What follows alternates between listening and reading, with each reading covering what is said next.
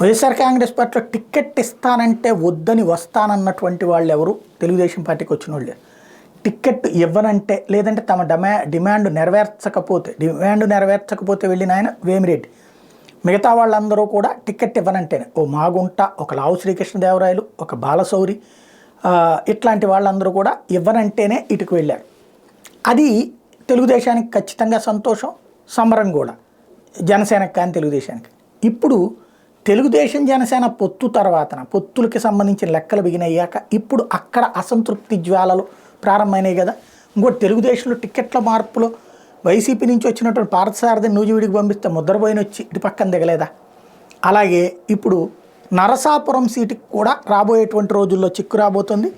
Narasapuram seat జనసేనకి ఖాయమైందన్నటువంటిది ప్రస్తుతం జనసేన శ్రేణులు చెప్తున్నాయి. అయితే జనసేన లోకల్ క్యాండిడేట్ కాకుండా బయట నుండి, అంటే ఇంతకుముందు తెలుగుదేశంలో మంత్రిగా చేసినటువంటి కొత్తపల్లి సుబ్బారాయుడు ఆ తర్వాత అన్ని పార్టీలు తిరిగి మళ్ళీ ఇప్పుడు జనసేనకు వస్తున్నారు.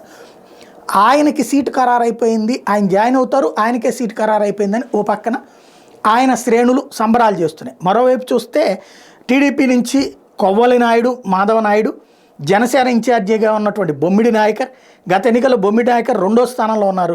జనసేనలో కొత్తపల్లి చేరతా ఆ టికెట్ ఆయన ఆశిస్తున్నటువంటి నేపథ్యంలో మరి ఇంతకాలం పార్టీని నమ్ముకున్న వాళ్ళ కొత్త వాళ్ళు లేదా తెలుగుదేశం తీసుకొచ్చి పెడుతున్నటువంటి వాళ్ళకి ఇస్తారా అన్నటువంటి తేలాల్సి ఉంది.